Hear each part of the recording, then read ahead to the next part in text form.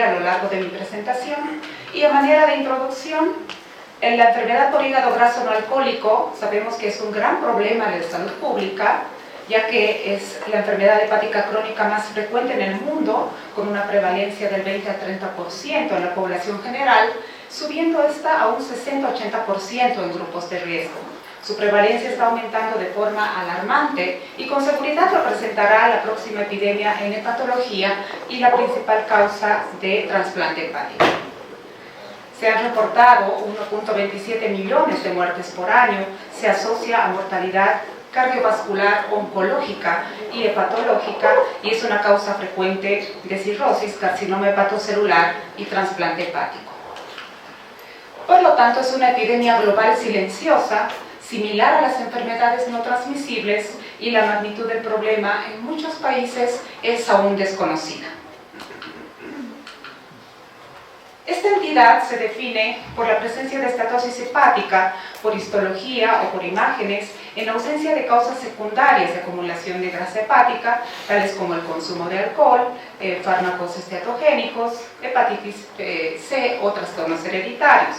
Sin embargo, la parte importante en esto es saber que esta entidad engloba dos enfermedades diferentes. Por un lado tenemos la estatosis simple y por otro la esteatohepatitis, y en el primer caso sabemos que es generalmente de una evolución benigna, en tanto que la NASH es un enorme riesgo de desarrollo de fibrosis, riesgo del desarrollo de cirrosis hepática y hepatocarcinoma.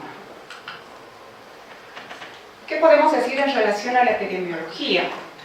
El NAFLD es muy prevalente, como podemos ver, en todos los continentes. Sin embargo, hay diferencias regionales y, como podemos observar, es más frecuente en el Medio Oriente con un 32%, seguido de América del Sur con un 31%, y la prevalencia más baja la vemos en el África con el 14%.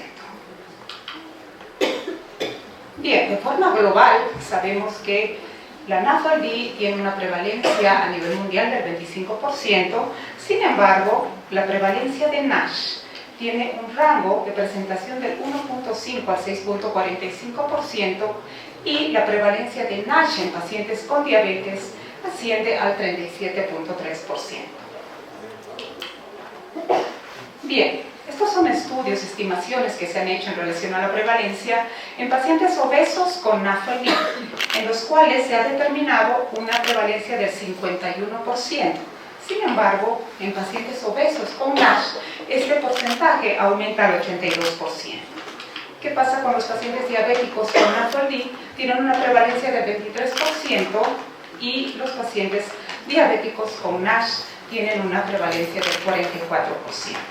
En pacientes hipertensos se puede observar una prevalencia del 39% en pacientes con NAFLD, y este porcentaje puede elevarse al 68% si se asocia a NASH. Dentro de las estimaciones en relación a la prevalencia, también se ha visto que el fenotipo delgado, es decir, pacientes con índice de masa corporal normal, pueden presentar NAFLD. Se ha estimado una prevalencia bastante variable, de forma significativa, de un 7 o 20%, y se ha visto que es más frecuente en Asia, con un 25 al 30%. La incidencia anual en la presentación en estos pacientes oscila entre el 3 al 5%, y estos pacientes se caracterizan por ser metabólicamente enfermos a pesar de tener un BMI normal.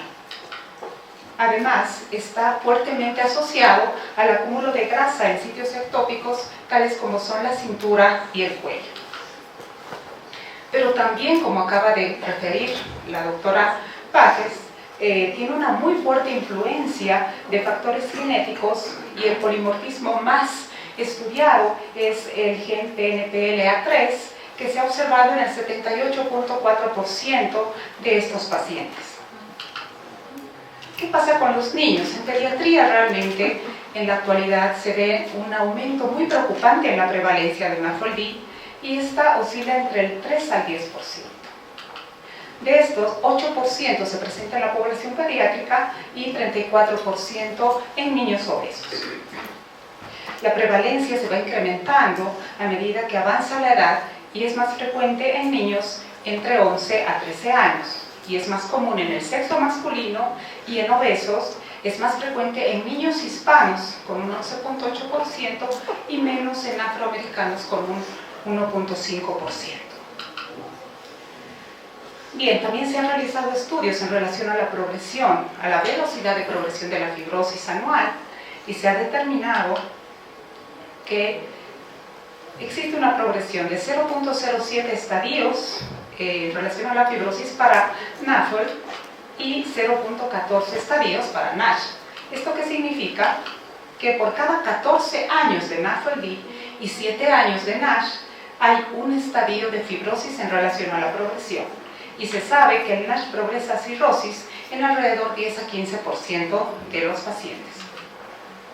En relación a la distribución por edad y sexo, vemos que es más frecuente la prevalencia en varones en relación a las mujeres y el grupo de edad que se ve más afectado es a partir de la quinta a sexta décadas de la vida.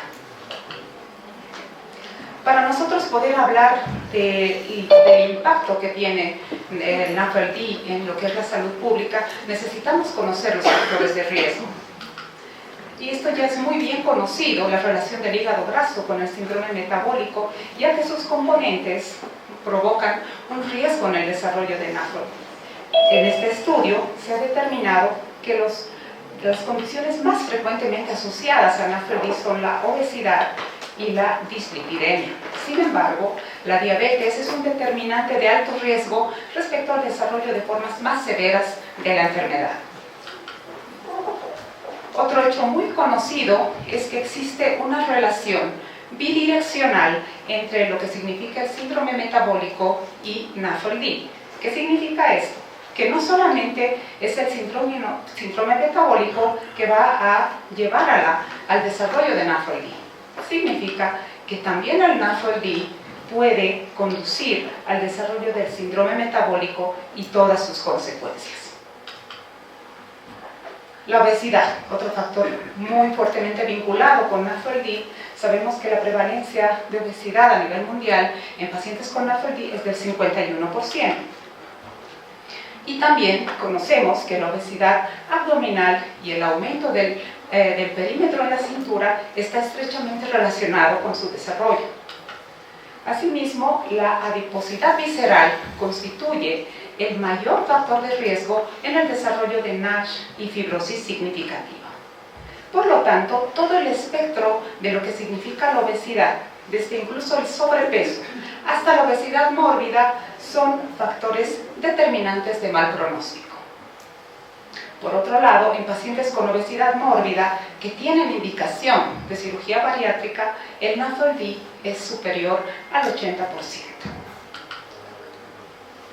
Bien, otros factores de riesgo que son estudiados y conocidos son los relacionados al sexo y a la edad.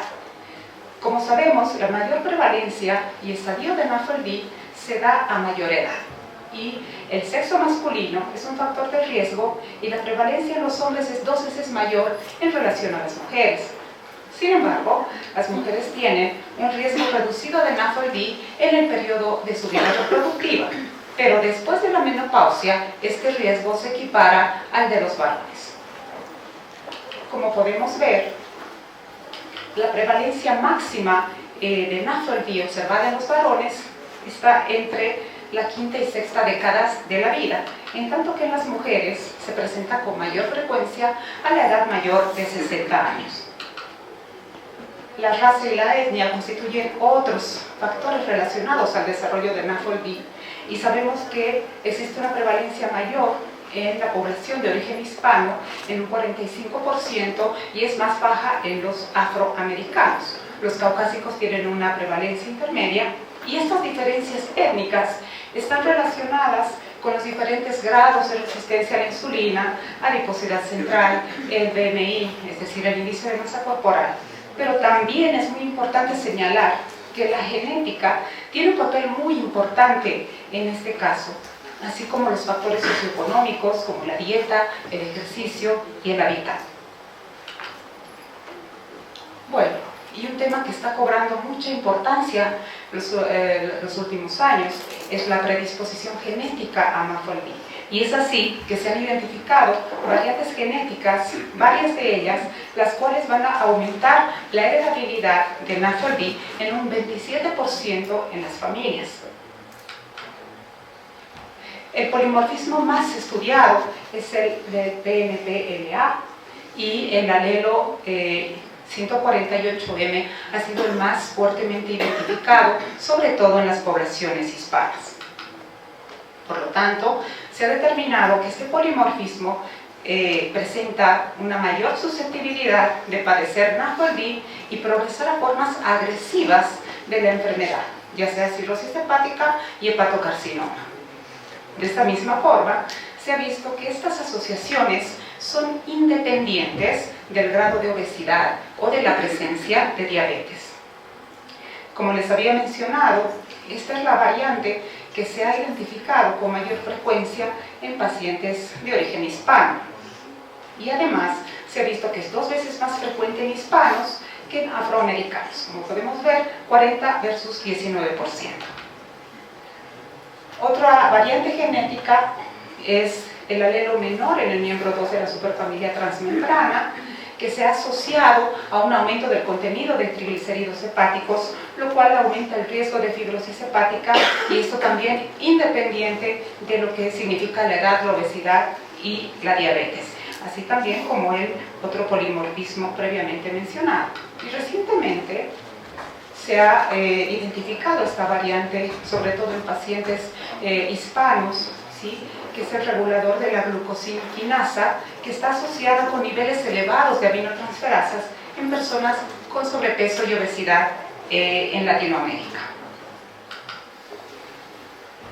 También sabemos que hay muchos micro y macronutrientes que tienen un efecto muy negativo en lo que es la incidencia y el desarrollo de NAFLD, tales como son la fructosa, ya sea en forma de sacarosa o jarabe de maíz de alta fructosa, o las bebidas endulzadas con azúcar. Se ha visto que en la actualidad estas son las principales causas de obesidad infantil y adulta, y está asociado con NAFLD, además de un mayor daño hepático. Por lo tanto, estas sustancias promueven la lipogénesis de nuevo y desencadenan una respuesta inflamatoria que conduce a la apoptosis de los hepatocitos. El sedentarismo, por otro lado, y es muy bien conocido, que la falta de actividad física y el consumo excesivo de calorías pues incide en el desarrollo de la enfermedad.